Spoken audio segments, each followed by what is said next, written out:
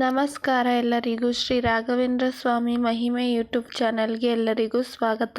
ಇವತ್ತು ಪಿತೃಪಕ್ಷದ ದಿನ. ಅಂದ್ರೆ ಪಿತೃಪಕ್ಷವನ್ನ ಯಾವ ದಿನ ಆಚರಣೆ ಮಾಡ್ತೀರಾ ನಿಮ್ಮ ಮನೆಯಲ್ಲಿ, ಆ ದಿನ ನಾವು ಮನೆಯಲ್ಲಿ ಯಾವ ರೀತಿ ಆಚರಣೆ ಮಾಡಬೇಕು, ಪಿತೃಗಳ ಆಶೀರ್ವಾದ ಸಂಪೂರ್ಣವಾಗಿ ಸಿಗ್ಬೇಕು ಅಂತ ಅಂದ್ರೆ ನಾವು ಯಾವ ರೀತಿ ನಿಯಮಗಳನ್ನ ಪಾಲನೆ ಮಾಡಬೇಕು, ದಿನ ಯಾವ ರೀತಿ ಪೂಜೆಯನ್ನ ಮಾಡಬೇಕು, ಪ್ರತಿಯೊಂದನ್ನು ಕೂಡ ವಿವರವಾಗಿ ಹಂತವಾಗಿ ತಿಳಿಸ್ಕೊಡ್ತಾ ಹೋಗ್ತೀನಿ ಈ ವಿಡಿಯೋದಲ್ಲಿ. ಇದರ ಮೇಲೆ ನಿಮ್ಮ ಮನೆಯಲ್ಲಿ ಯಾವ ರೀತಿ ಆಚರಣೆಯ ಪದ್ಧತಿ ಇದೆಯೋ ಅದನ್ನ ಪಾಲಿಸಿ, ಖಂಡಿತ ತಪ್ಪಿಲ್ಲ. ಈಗ ನಮಗೆ ಗೊತ್ತಿರುವಂತ ವಿಚಾರಗಳನ್ನ ನಿಮ್ಗೆ ತಿಳಿಸ್ಕೊಡ್ತೀನಿ. ನಿಮ್ಗೆ ಗೊತ್ತಿಲ್ಲದೆ ಇರೋದು ಏನಾದ್ರೂ ಇದ್ರೆ ಅದನ್ನ ಅಳವಡಿಸ್ಕೊಳ್ಳಿ. ಆದ್ರೆ ಮನೆಯವ್ರು ಏನಾದ್ರು ಬೇಡವೇ ಬೇಡ, ನಿಮ್ಮ ಮನೆಯಲ್ಲಿ ಇರುವ ಹಿರಿಯರಾಗಿರ್ಬೋದು, ನಿಮ್ಮ ಮನೆಯವರಾಗಿರ್ಬೋದು, ಏನಾದ್ರು ಬೇಡವೇ ಬೇಡ, ನಾವ್ ಇದೇ ರೀತಿ ಮಾಡೋಣ, ನಾವ್ ಇದೇ ರೀತಿ ಮೊದ್ಲಿಂದಾನು ಮಾಡ್ಕೊಂಡ್ ಬಂದಿರೋದು ಅಂದ್ರೆ ಖಂಡಿತ ಅದೇ ರೀತಿ ಮಾಡಿ, ಏನು ತಪ್ಪಿಲ್ಲ. ಕೆಲವು ಸಲ ಏನಾಗುತ್ತೆ ಅಂತ ಅಂದ್ರೆ ಗೊತ್ತಿದ್ದೋ ಗೊತ್ತಿಲ್ದೇನೋ ನಾವು ಎಷ್ಟೋ ತಪ್ಪುಗಳನ್ನ ತಪ್ಪಾಗಿ ಆಚರಣೆ ಮಾಡ್ಕೊಂಡು ಹೋಗ್ತೀವಿ. ಹಾಗ ಅನ್ಸುತ್ತೆ ನಾವೇನೇ ಪೂಜೆ ಮಾಡಿದ್ರು ನಮ್ಗೆ ಯಾಕೆ ಏನು ಒಳ್ಳೇದಾಗ್ತಿಲ್ಲ ಅಂತ. ಹಾಗಾಗಿ ಸರಿಯಾದ ವಿಧಾನನ ತಿಳ್ಕೊಂಡು ಸರಿಯಾಗಿ ವಿಧಾನದಲ್ಲಿ ಪೂಜೆ ಮಾಡೋದ್ರಿಂದ ಏನು ತಪ್ಪಿಲ್ಲ. ಆದರೆ ಕೆಲವರಿಗೆ ಬದಲಾವಣೆ ಮಾಡ್ಕೊಳ್ಳೋದಕ್ಕೂ ಕೂಡ ಭಯ ಇರುತ್ತೆ. ಹಾಗಾಗಿ ಕೆಲವೊಂದನ್ನ ನೀವು ಆಚರಣೆ ಮಾಡಿ, ಅದೇನು ತಪ್ಪಿಲ್ಲ.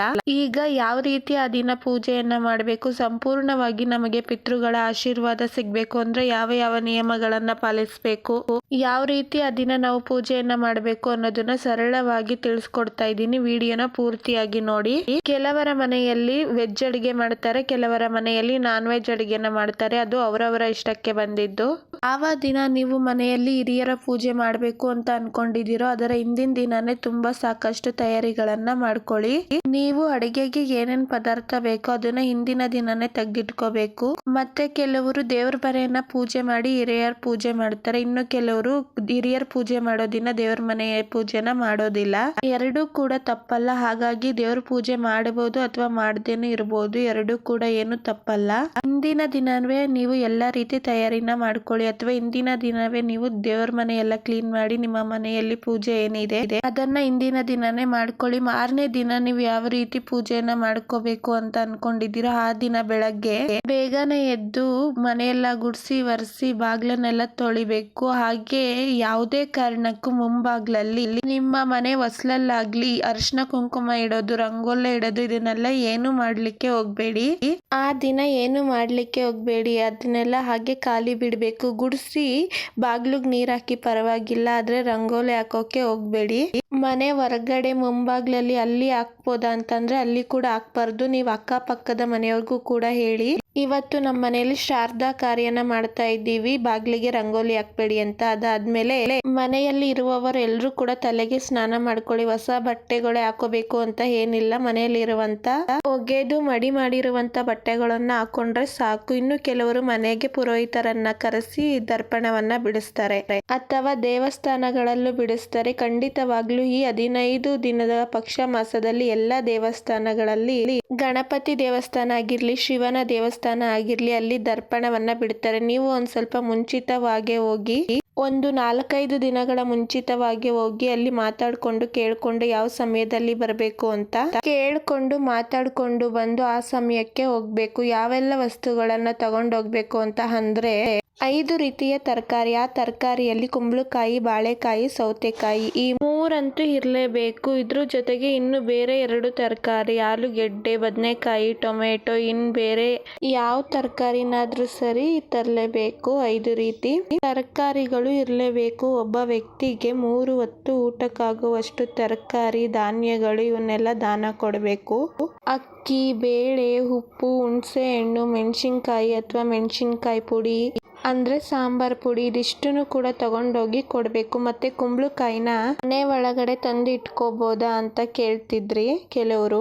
ಕುಂಬಳಕಾಯಿನ ಮನೆ ಒಳಗಡೆ ತಂದಿಟ್ಕೋಬೇಡಿ. ರಾತ್ರಿನೇ ಅಂದ್ರೆ ನೀವು ಹಿಂದಿನ ದಿನನೇ ತಂದಿದ್ರು ಕೂಡ ಮನೆ ಹೊರಗಡೆ ಇಟ್ಟಿರಿ.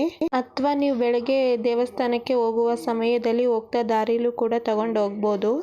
ಇದಿಷ್ಟನ್ನು ಕೂಡ ನೀವು ಒಂದು ಬ್ಯಾಗಲ್ಲಿ ಹಾಕೊಂಡು ರೆಡಿ ಮಾಡ್ಕೊಳ್ಳಿ. ಇದ್ರ ಜೊತೆಗೆ ಎಲೆ ಅಡಿಕೆ, 2 ಬಾಳೆಹಣ್ಣು, 1 ತೆಂಗಿನಕಾಯಿ ಮತ್ತೆ ದಕ್ಷಿಣೆ, 1 ಊಟದ ಎಲೆ, ಅವ್ರಿಗೆ 1 ಊಟದ ಎಲೆ, ಇದಿಷ್ಟನ್ನು ಕೂಡ ಬ್ಯಾಗಲ್ಲಿ ನೀವು ರೆಡಿ ಮಾಡಿ ಇಟ್ಕೋಬೇಕು. ಇದ್ರ ಜೊತೆಗೆ ಕಪ್ಪು ಎಳ್ಳು, ಇದನ್ನ ನೀವು ಮನೆಯಲ್ಲಿ ತಂದು ಇಟ್ಕೋಬಹುದು ಅಥವಾ ಮನೇಲಿ ಇರೋದನ್ನು ಕೊಡ್ಬೋದು ಅಥವಾ ಹೋಗ್ತಾ ದಾರಿಯಲ್ಲಿ ತಗೊಂಡೋಗಿ ಕೂಡ ಕೊಡ್ಬೋದು. ಇದರ ಜೊತೆಗೆ ದಕ್ಷಿಣೆ ಅವ್ರು ಎಷ್ಟು ಕೇಳ್ತಾರೋ ಅಷ್ಟು ದಕ್ಷಿಣೆಯನ್ನ ನೀವು ರೆಡಿ ಮಾಡಿ ಇಟ್ಕೋಬೇಕು. ಇದಾದ ನಂತರ ಅಲ್ಲಿ ಹೋಗುವಂತ ವ್ಯಕ್ತಿ ಗಂಡು ಮಕ್ಕಳು ಇದಕ್ಕೆ ಹೋಗ್ಬೇಕಾಗುತ್ತೆ.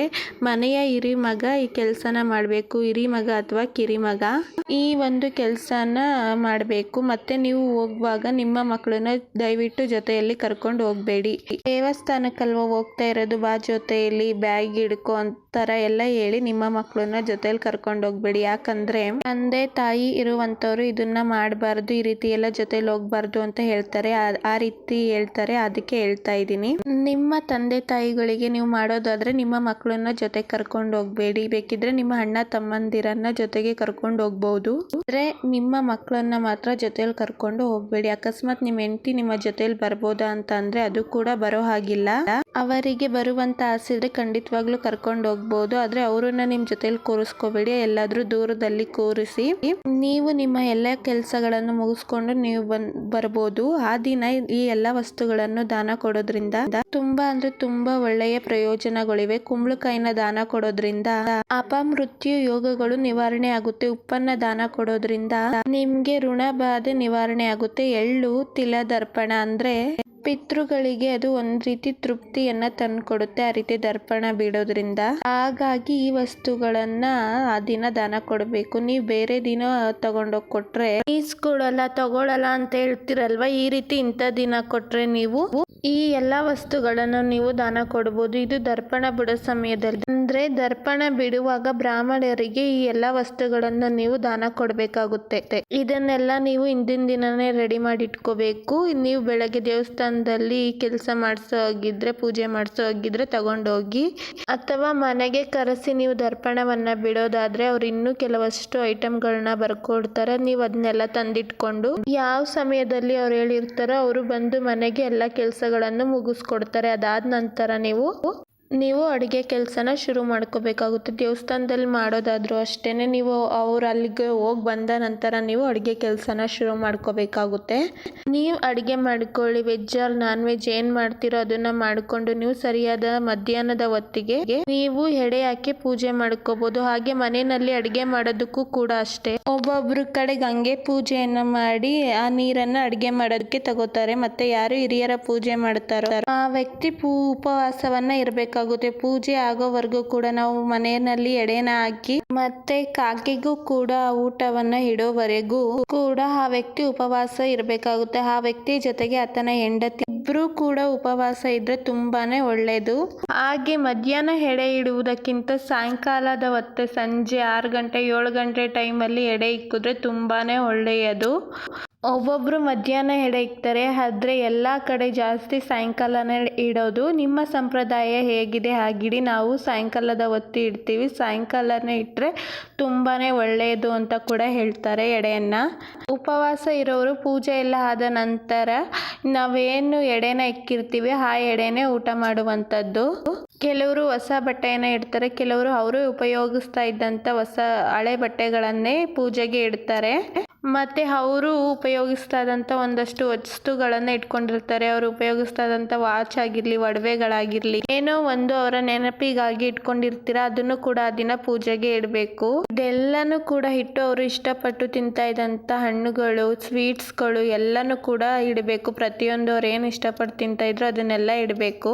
ಆಮೇಲೆ ಅದನ್ನೆಲ್ಲ ಮನೆಯವರೇ ತಿನ್ನೋದು. ಪಾಪ ಅವ್ರೇನು ತಿನ್ನೋದಿಲ್ಲ. ನಾವೇನು ಅವ್ರಿಗೆ ದರ್ಪಣ ಬಿಟ್ಟಿರ್ತೀವಿ ನೋಡಿ, ಎಳ್ಳು ನೀರು ಏನು ಬಿಟ್ಟಿರ್ತಾರೆ ಅದೊಂದೇ ಅವರಿಗೆ ಸೇರೋದು. ಆ ಕಾರಣದಿಂದಲೇ ದರ್ಪಣ ಬಿಡಬೇಕು ಅಂತ ಹೇಳ್ತಾರೆ. ಆದ್ರೆ ತುಂಬಾ ಜನರ ಮನೆಯಲ್ಲಿ ಈ ಪದ್ಧತಿ ಇರೋದಿಲ್ಲ. ಈಗ ರೂಢಿ ಮಾಡ್ಕೊಂಡ್ರು ಕೂಡ ಏನು ತಪ್ಪಿಲ್ಲ. ಅಕಸ್ಮಾತ್ ಏನಾದ್ರೂ ನಮ್ಗೆ ದರ್ಪಣ ಬಿಡೋದಕ್ಕೆ ಅಭ್ಯಾಸ ಇಲ್ಲ, ನಮ್ಮ ಮನೆಯಲ್ಲಿ ಇದನ್ನೆಲ್ಲ ಒಪ್ಪಲ್ಲ ಅಂತ ಹೇಳೋರು, ನಾನು ಆಗ್ಲೇ ಹೇಳ್ದಾಗ್ಲೇ ಆ ದಿನ ದಾನವನ್ನ ಮಾಡಿ, ಆ ದಿನ ಬಡವರಿಗೆ ದಾನವನ್ನ ಮಾಡೋದ್ರಿಂದ ಅಥವಾ ಬ್ರಾಹ್ಮಣರಿಗಾದ್ರೂ ಪರವಾಗಿಲ್ಲ, ಎಲ್ಲಿ ಸಿಗ್ತಾರೆ ತಗೊಳಲ್ಲ ಹಂಗೆ ಹಿಂಗೆ ಅಂತ ಹೇಳಕ್ ಹೋಗ್ಬೇಡಿ. ಯಾಕಂದ್ರೆ ಅವ್ರಿಗೆಲ್ಲ ಗೊತ್ತಿರುತ್ತೆ ಇದು ಪಕ್ಷ ಮಾಸ ಏನಾದರೂ ತಂದ್ಕೊಡ್ತಾರೆ, ನಾವು ತಗೋಬೇಕು ಅನ್ನೋದು ಅವ್ರಿಗೆ ಗೊತ್ತಿರುತ್ತೆ. ಯಾವುದೇ ದೇವಸ್ಥಾನಕ್ಕಾದ್ರೂ ಹೋಗಿ ನೀವು ಇದನ್ನೆಲ್ಲ ತಗೊಂಡೋಗಿ ಒಂದು ತಟ್ಟೆನಲ್ಲಿ ಎಲ್ಲಾನು ಜೋಡಿಸ್ಕೊಡಿ. ಎಲೆ, ಅಡಿಕೆ, ತಾಂಬೂಲ ಜೊತೆಗೆ ನಿಮ್ಮ ಕೈಲಾದಷ್ಟು ದಕ್ಷಿಣೆಯನ್ನ ಇಟ್ಟು ನಿಮ್ಮ ಹಿರಿಯರ ಹೆಸರನ್ನು ಹೇಳಿ ಅವರ ಆತ್ಮಕ್ಕೆ ಶಾಂತಿ ಸಿಗಲಿ, ನಮ್ಮ ಕುಟುಂಬಕ್ಕೆ ಏಳಿಗೆ ಸಿಗ್ಲಿ ಅಂತ ನೆನೆಸ್ಕೊಂಡು ಅವರು ಕೊಡಿ. ಅವರು ಮಂತ್ರ ಹೇಳಿ ಅದನ್ನ ಈಸ್ಕೊಂಡು ನಿಮಗೆ ಆಶೀರ್ವಾದವನ್ನ ಮಾಡ್ತಾರೆ. ಈ ರೀತಿ ಮಾಡೋದ್ರಿಂದ ಯಾವುದೇ ದೋಷ ಇದ್ರೂ ನಿವಾರಣೆ ಆಗುತ್ತೆ. ಪಿತೃಗಳ ಆಶೀರ್ವಾದ ಸಂಪೂರ್ಣವಾಗಿ ನಮಗೆ ಸಿಗುತ್ತೆ. ಇದು ಪಿತೃಗಳ ಪೂಜೆಯ ದಿವಸ ನಾವು ಅನುಸರಿಸಬೇಕಾದ, ಪಾಲನೆ ಮಾಡಬೇಕಾದಂತ ನಿಯಮಗಳು. ಹಾಗೆಯೇ ಇನ್ನು ಕೆಲವರು ಒಂದಷ್ಟು ತಪ್ಪುಗಳನ್ನ ಮಾಡ್ತಾ ಇರ್ತೀರ. ಒಂದು ಕಡೆ ನಿಮ್ಮ ಹಿರಿಯರ ಫೋಟೋಗಳನ್ನೆಲ್ಲನೂ ಜೋಡಿಸಿ ಪೂಜೆಯನ್ನ ಮಾಡ್ತಾ ಇರ್ತೀರ, ದೀಪಗಳನ್ನೆಲ್ಲ ಹಚ್ಚಿಡ್ತೀರ, ಸಾಂಬ್ರಾಣಿ ಹೊಗೆಯನ್ನೆಲ್ಲ ಹಾಕಿ ಚೆನ್ನಾಗಿ ಪೂಜೆ ಮಾಡ್ಕೊಳ್ಳಿ ಅವತ್ತಿನ ದಿನ ನೀವು. ಆದ್ರೆ ಅವರಿಗೆ ಗಂಧದ ಕಡ್ಡಿ ಹಚ್ಚಿ ಕರ್ಪೂರ ಬೆಳಗ್ಗೆ ಅದನ್ನ ಹಾಗೆ ತಗೊಂಡ್ ಬಂದು ನೀವು ದೇವರಿಗೆ ತೋರ್ಸೋದಕ್ಕೆ ಹೋಗ್ಬೇಡಿ. ಆ ದಿನ ನೀವು ಪೂಜೆ ಮಾಡದೆ ಹೋದ್ರೂ ಪರವಾಗಿಲ್ಲ.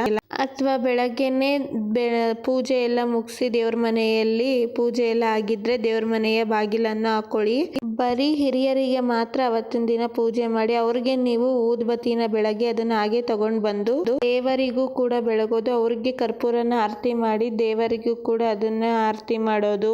ಇದನ್ನೆಲ್ಲ ಯಾವತ್ತೂ ದಯವಿಟ್ಟು ಮಾಡಕ್ ಹೋಗ್ಬೇಡಿ. ಅವ್ರಿಗೆ ತೋರಿಸಿರೋದನ್ನ ಯಾವತ್ತು ದೇವರಿಗೆ ತೋರ್ಸಕ್ ಹೋಗ್ಬಾರ್ದು. ಹಾಗಾಗಿ ಮೊದಲು ದೇವ್ರ ದೀಪ ಹಚ್ಚಿದ್ರೆ ಪೂಜೆ ಮುಗಿಸ್ಕೊಂಡು ದೇವ್ರ ಮನೆ ಬಾಗ್ಲನ್ನ ಹಾಕಿ ನೀವು ಹಿರಿಯರ ಪೂಜೆನ ನೀವು ಸಪ್ರೇಟ್ ಆಗಿ ನೀವು ಮಾಡ್ಕೊಳ್ಳಿ. ಈ ರೀತಿ ನೀವು ಎಡೆ ಹಾಕಿ ನಿಮ್ ಪೂಜೆ ಎಲ್ಲ ಮುಗ್ದಿದ್ರೆ ಕಾಗೆಗೂ ಕೂಡ ನೀವೇನ್ ಇವ್ರಿಗೆ ಎಲೆನಲ್ಲಿ ಬಡಿಸಿದ್ರು ಅದನ್ನೆಲ್ಲ ಕಾಗೆಗೂ ಕೂಡ ಒಂದು ಎಲೆನಲ್ಲಿ ಬಡಿಸ್ಕೊಂಡು ಒಂದು ಗ್ಲಾಸ್ ಅಲ್ಲಿ ನೀರು ಮತ್ತೆ 2 ಊದ್ಬತ್ತಿ ಇದನ್ನ ತಗೊಂಡೋಗಿ ಯಾರಿಲ್ಲಿ ಹಿರಿಯರನ್ನ ಪೂಜೆ ಮಾಡಿದ್ರು ಅದೇ ವ್ಯಕ್ತಿನೇ ಕಾಗೆಗೂ ಕೂಡ ಅದನ್ನ ಇಟ್ಟು ಪೂಜೆ ಮಾಡಿ ನಮಸ್ಕಾರ ಮಾಡ್ಕೊಂಡು ಒಂದ್ ಸ್ವಲ್ಪ ಹೊತ್ತು ಅಲ್ಲೇ ವೆಯ್ಟ್ ಮಾಡ್ಬೇಕು. ಕಾಗೆ ಬಂದು ಅದನ್ನ ತಗೊಂಡು ಹೋದ್ಮೇಲೆ ಅಥವಾ ಅದಕ್ಕೇನ್ ಇಷ್ಟ ಆಗುತ್ತೆ ಅದನ್ನ ಬಾಯಲ್ಲಿ ಹಾಗೆ ಕಚ್ಕೊಂಡು ಹೋಗುತ್ತೆ. ಆ ನಂತರ ಮನೆಯಲ್ಲಿ ಬಂದು ಊಟ ಮಾಡಬಹುದು. ನೀವ್ ಯಾರಾದ್ರೂ ನೆಂಟ್ರಿಷ್ಟ್ರನ್ನ ಕರೆದಿದೆ ಎಲ್ರಿಗೂ ಕೂಡ ಊಟವನ್ನ ಬಡಿಸ್ಬೋದು. ಮಧ್ಯಾಹ್ನ ಮಾಡುವಂತವ್ರು ಮಧ್ಯಾಹ್ನ ಮಾಡ್ಕೊಳ್ಳಿ, ಸಾಯಂಕಾಲ ಮಾಡುವವರು ಸಾಯಂಕಾಲವನ್ನ ಮಾಡ್ಕೊಳ್ಳಿ. ಈ ಪೂಜೆಯನ್ನೆಲ್ಲ ಮಧ್ಯಾಹ್ನ ಪೂಜೆ ಮಾಡಿರುವಂತವ್ರು ಸಂಜೆ ಅಷ್ಟರಲ್ಲಿ ಅದನ್ನೆಲ್ಲ ವಿಸರ್ಜನೆ ಮಾಡ್ಕೋಬಹುದು. ನೀವು ಯಾವ್ದೇ ಜಾಗದಲ್ಲಿ ಇತ್ತು ಅದನ್ನೆಲ್ಲ ಆ ಜಾಗಕ್ಕೆ ಸೇರಿಸ್ಬಿಡಿ. ಸಂಜೆ ಪೂಜೆ ಮಾಡಿದವರು ಮಾರನೆಯ ದಿನ ಅದನ್ನೆಲ್ಲ ನೀವು ವಿಸರ್ಜನೆಯನ್ನ ಮಾಡ್ಕೋಬಹುದು. ಅದೆಲ್ಲ ವಿಸರ್ಜನೆ ಮಾಡಾದ್ಮೇಲೆ ಮಾರನೆಯ ದಿನ ಸ್ನಾನ ಮಾಡಿ ನೀವು ಮನೆಯೆಲ್ಲ ಕ್ಲೀನ್ ಮಾಡಿ ಪೂಜೆಯನ್ನ ಮಾಡಬಹುದು ದೇವರಿಗೆ. ಶಾಸ್ತ್ರದ ಪ್ರಕಾರ ನಾವು ಕೆಲವೊಂದನ್ನ ಯಾವ ರೀತಿ ಪೂಜಿಸ್ಬೇಕು, ಯಾವ ರೀತಿ ಅಳವಡಿಸ್ಕೋಬೇಕು ಅಂತ ಇವತ್ತಿನ ವಿಡಿಯೋದಲ್ಲಿ ನಾನು ತಿಳಿಸ್ಕೊಟ್ಟಿದ್ದೀನಿ. ಇನ್ನು ಮಹಾಲಯ ಅಮಾವಾಸ್ಯೆಯಲ್ಲಿ ಪೂಜೆ ಮಾಡೋರು ಅವರು ಕೂಡ ಅಷ್ಟೇನೆ ಇದೇ ರೀತಿನೇ ಪೂಜೆ ಮಾಡಬೇಕು. ಈ 15 ದಿನದಲ್ಲಿ ಯಾವ ದಿನ ಬೇಕಾದ್ರೂ ಪೂಜೆನ ಮಾಡಬಹುದು. ಒಬ್ಬೊಬ್ರು ಕಡೆ ಬುಧವಾರ ಮತ್ತೆ ಶನಿವಾರ ಎಡೆಯನ್ನ ಹಾಕೋದಿಲ್ಲ. ಯಾಕೆಂದ್ರೆ ಬುಧವಾರ ಭೂಮಿಗೆ ಎಡೆ ಹಾಕ್ಬಾರ್ದು ಅಂತ ಹೇಳ್ತಾರೆ, ಶನಿವಾರನು ಎಡೆ ಇಡಬಾರ್ದು ಅಂತ ಹೇಳ್ತಾರೆ.